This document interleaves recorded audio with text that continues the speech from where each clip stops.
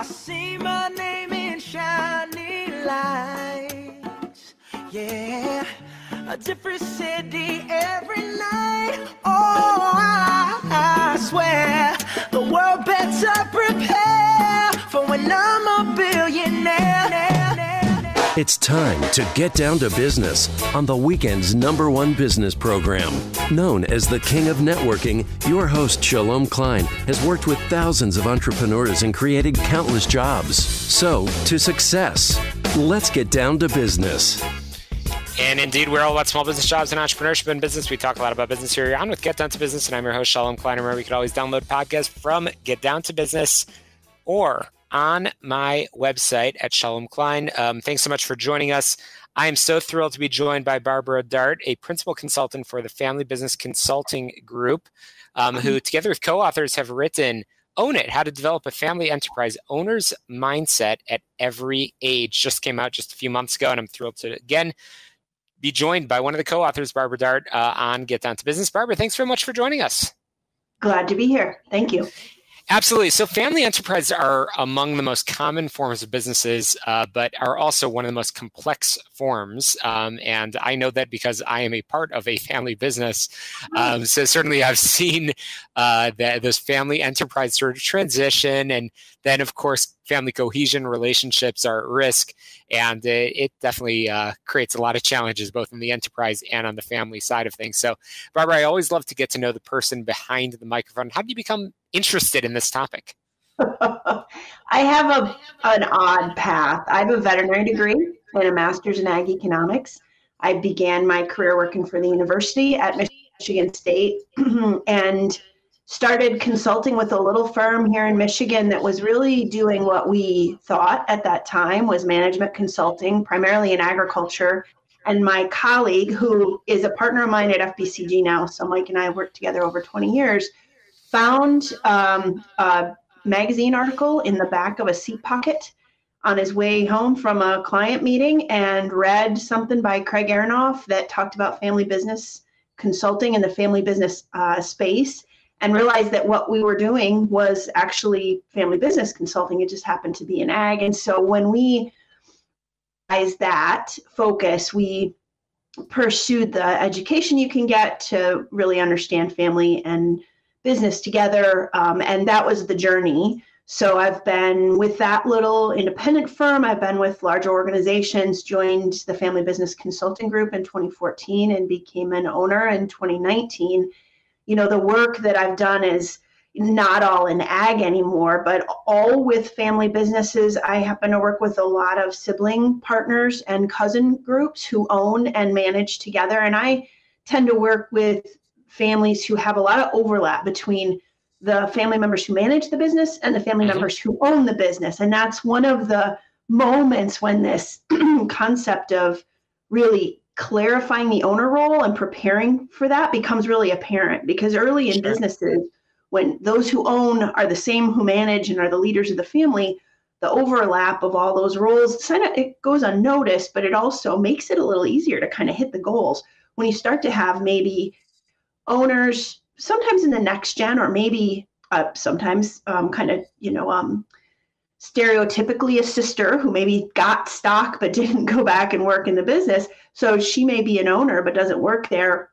You have this, what we call a non-operating owner. And that's really a paradigm shift to really figure out how can somebody contribute as an owner when they're not there managing every day. And that moment, it doesn't really matter in my experience, whether you're 700 million or 7 million, like that moment is a really tough one for people to get their heads wrapped around. Yeah, absolutely. So, you know, it's definitely, you touch on a lot of important things. And it's interesting, you talk in your book, again, it's called Own It, How to Develop a Family Enterprise Owner's Mindset at Every Age, creating a culture of accountability, because often some of the children in business have a certain call it sense of entitlement that, you know, they're used to sort of walking into the office, walking into that company and just getting whatever they want and so on. But then there's that aha moment where they have that, I think you refer to it as ownership literacy and that sense of stewardship and responsibility. How do you build that culture of accountability from an early age, especially when you're sort of planning on passing the business along? Yeah, I think one of the challenges is sometimes you don't even realize that you're a family business. So the answer to your question is start as early as possible. But a lot of times folks don't even, like, that isn't part of their vision. They're maybe trying to make sure the business gets off the ground, or they're in one of those moments in many family enterprises where it was about survival. We got to make payroll. We got to mortgage the house so that we can get enough operating capital for the business. Like most family businesses I know have gone through a moment like that. And when you're focused on that, this idea of next gen preparation or how you parent and what that ultimately does to impact the stewardship or accountability mindset, like those are the farthest from your mind. And probably rightly so. The urgent is more critical to survival, but the starting early as possible is really what's helpful. And I don't know, I don't think it's in the book, but I've had a colleague tell me a story about, going into the family business with their parent at 4 or 5, and, Saturday morning you're in the office. They weren't on the plant floor, and they were playing with the office supplies, right, to stay busy while mom or dad were doing something productive. And they closed it up and went to go home, and they had a couple highlighters in their hand, the child did. And grandma or mom, I can't remember who was with her, said, "You can't take those." Well, but they're in your office. Aren't they yours? No, they belong to the business. So the early balance between what's the business's, what's ours, how are there differences there? What kind of responsibility do you have to all these family members, employees who have families who work in the business? The responsibility around employment. So helping folks see those messages, those kinds of boundaries and responsibilities early. And then the other thing I'd say is the tricky part about that is that's one thing. If it's you and your husband or your wife, and you've got 4 or 5 children, you can kind of transmit that within your family around your dinner table.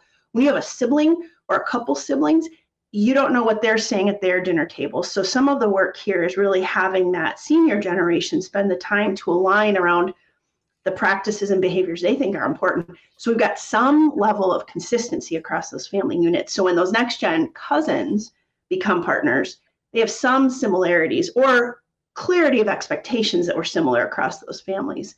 So they come together as partners with some of that, similar foundation.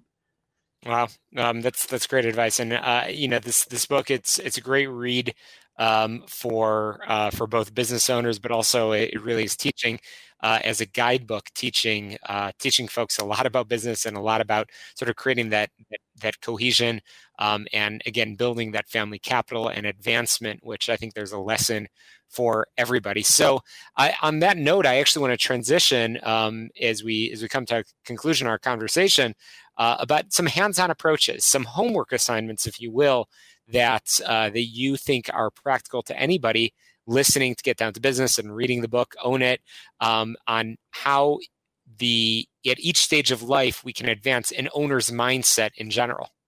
Yeah, thank you. That's a great question.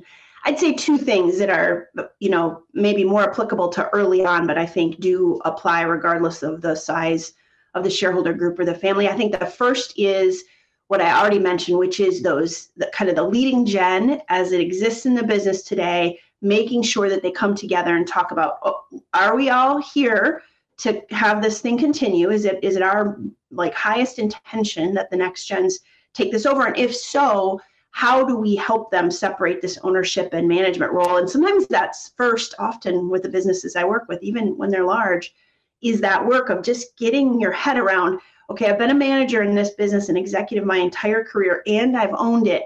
How do I start separating those roles? And again, that's often leading gen has to do that work first before they can even start talking about it to the next gen.